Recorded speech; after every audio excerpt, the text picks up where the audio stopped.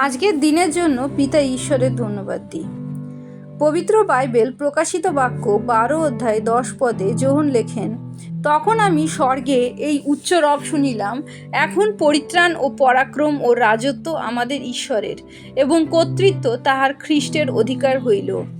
কেননা যে আমাদের ভাতৃগণের ওপরে দোষারোপকারী, যে দিবারাত্র আমাদের ঈশ্বরের সম্মুখে তাহাদের নামে দোষারোপ করে, সে নিপাতিত হইল। পবিত্র আত্মার সহভাগিতা প্রার্থনা করি বিষয়টি বোঝার জন্য। মানুষ জীবনে চলার পথে অনেক ভুল ভ্রান্তি করে ফেলে, কারণ আমরা সবাই আদমের সন্তান এবং আমাদের পার্থিব যে শরীর নিয়ে আমরা পৃথিবীতে জন্মেছি তার মধ্যে পাপ বিরাজ করে। তাই পাপের প্রতি আকর্ষণ, পাপের প্রতি প্রলোভন আমাদের ছোটবেলা থেকেই আছে। তাই তো আমরা দেখছি কোনো ছোট শিশুকে বাধ্য হতে ভালো ব্যবহার শেখাতে হয়, কিন্তু দুষ্টুমি করতে, বদমাইশি করতে শেখাতে হয় না। সেটা তাদের সহজাত প্রবৃত্তি।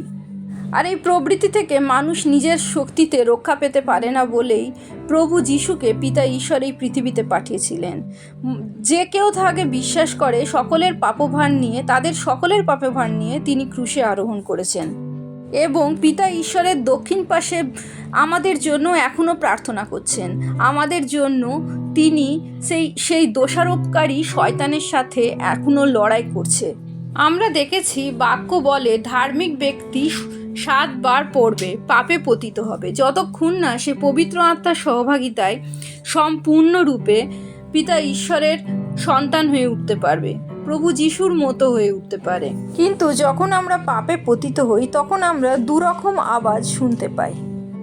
প্রথম আওয়াজ হলো শয়তানের। সে আমাদের দোষারোপ করে।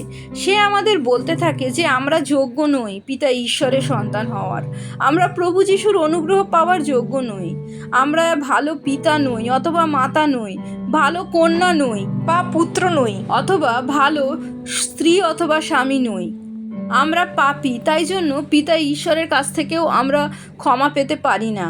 তাই আমরা যখন কোনো পাপ করে ফেলি, শয়তানের এই আওয়াজগুলো যখন আমাদের কানে ঘোরাফেরা করে, তখন আমাদের জীবনে পরিবর্তন বা রিপেন্টেন্স, মন পরিবর্তনের বদলে বেশি আসে অনুশোচনা বা অনুতাপ, যা আমাদের ঈশ্বরের কাছ থেকে দূরে সরিয়ে দেয়। মনে হয় আমরা যতক্ষণ আর নিজেদের ঠিক করতে পারছি ততক্ষণ পিতার গৃহে যাব না, পিতার কাছে যাব না। আমরা তখন তাকে মুখ দেখাতে লজ্জা পাই, প্রার্থনায় বসতে লজ্জা পাই এবং এইভাবে শয়তান কি করে, আমাদের পিতা ঈশ্বরের কাছ থেকে দূরে সরিয়ে দেয়, প্রভু যিশুর অনুগ্রহ থেকে আমাদের দূরে সরিয়ে দেয়, আমাদের বঞ্চিত করে। কিন্তু আমরা দেখছি যে প্রকাশিত বাক্যে যোহন দেখেছেন যখন প্রভু যিশু দ্বিতীয়বার এই পৃথিবীতে ফিরবেন তার রাজ্যের অধিকার করতে, তখন সেই শয়তান নিপাতিত হবে। যে আমাদের বিরুদ্ধে ঈশ্বরের কাছে সব সময় দোষারোপ করত, সে নিপাতিত হবে। বর্তমানে পৃথিবীতে এখনও শয়তানের আধিপত্য চলছে। প্রভু যিশু যে দোষারোপ শয়তান ঈশ্বরের কাছে আমাদের বিরুদ্ধে করছেন তার প্রতিরোধ করছেন, আমাদের জন্য প্রার্থনা করছেন। আমাদের কাছে যখন শয়তান এসে আমাদের দোষী করেন, তখন আমাদের মনে রাখতে হবে প্রভু যিশু যখন ক্রুশে আরোহণ করছিলেন তখন ইসরায়েল জাতি পাপে রত ছিল, মানুষ পাপে রত ছিল। তিনি অপেক্ষা করেননি যে তারা পাপ থেকে ফিরবে এবং তারপর তিনি তাদের পাপের ভার গ্রহণ করবেন। তাই জন্য আমরা যখন প্রভু যিশুকে বিশ্বাস করি, পিতা ঈশ্বর আমাদের পবিত্র আত্মা দান করেন এবং পবিত্র আত্মার সহভাগিতায় আমরা তার সন্তান প্রভু যিশুর মতো হয়ে উঠি। এমন নয় প্রভু যিশুকে বিশ্বাস করলে আমাদের জীবনে এমন পরিবর্তন আসবে যে আমরা আর পাপ করবই না।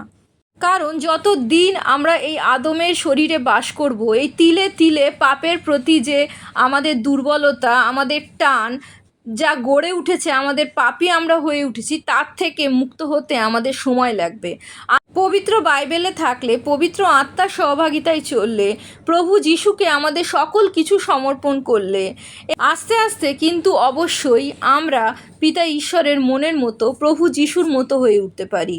আমরা জানি বাইবেলের বাক্য ঈশ্বরের নিঃশ্বাস থেকে তৈলিখিত, পবিত্র আত্মা তার রচয়িতা।